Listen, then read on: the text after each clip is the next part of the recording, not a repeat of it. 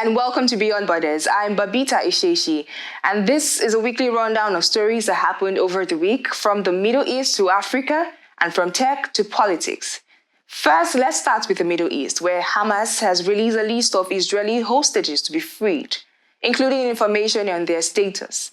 Now, this development comes after thousands of Palestinians were stranded along Gaza's main highways, unable to return to their homes in northern Gaza.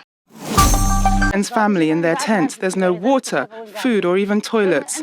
We're almost living in a landfill. The Israeli military confirmed that Hamas handed over the list of hostages to be released in the first phase of the ceasefire. Now, the information was given to mediators in ongoing talks in Doha, where Palestinians displaced from northern Gaza began their journey home on Monday morning after Israel and Hamas resolved the hostage dispute overnight. And now let's move on to Africa, where a crisis is escalating in the Democratic Republic of Congo. The M23 rebel group, that's the March 2023 movement, has engaged in heavy clashes with government forces in Goma. The surge in hostilities has displaced hundreds of thousands of people and caused mass panic among civilians. The United Nations has also condemned the violence, and the international community is urging calm and restraint to the people.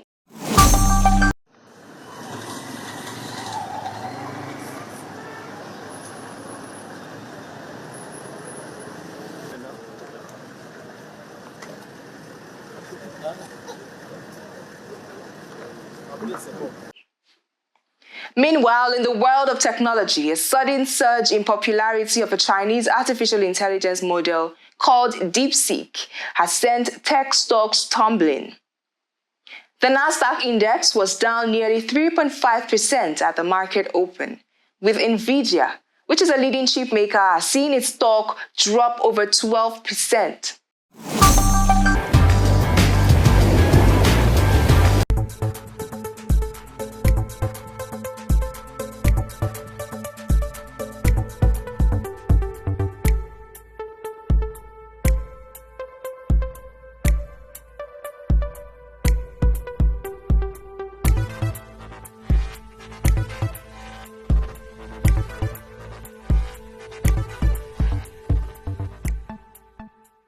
And now analysts are saying that the sell-off underscores anxieties about whether the massive spending on artificial intelligence is justified or not. We also have updates on the India-US relations. Now, just a week into Donald Trump's presidency, India has signaled that it is ready to adapt to its transactional style of diplomacy.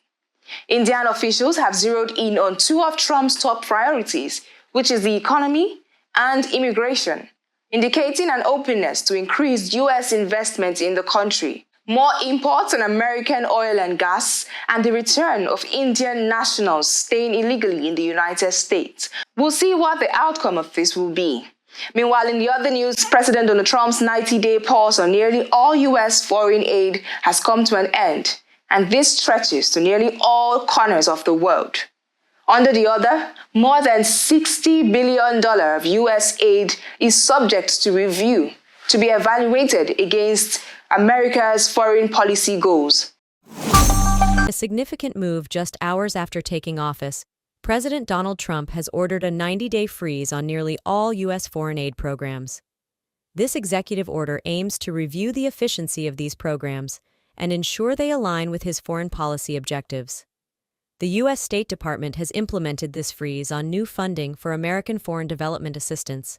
Now, Secretary of State Marco Rubio has told leaders of the State Department and the U.S. Agency for International Development to issue stop work orders that paused ongoing projects. He told them to continue with their projects. And in West Africa, where a major development has unfolded, as of January 29, 2025, Burkina Faso, Mali, and Niger have officially withdrawn from the Economic Community of West African States, Ecowas. However, in a spirit of regional solidarity, Ecowas has announced that it will continue to recognize national passports and identity cards bearing the Ecowas logo, held by the citizens of these three countries. until further notice. But there's been key adjustments. Arrangements have been made regarding trade and investment. That is, goods and services from Burkina Faso, Mali, and Niger will continue to be treated in accordance with the Ecowas Trade Liberalization Scheme, that's the ETLS, and investment policy. There's also been a visa-free movement for the citizens of these three countries will still continue to enjoy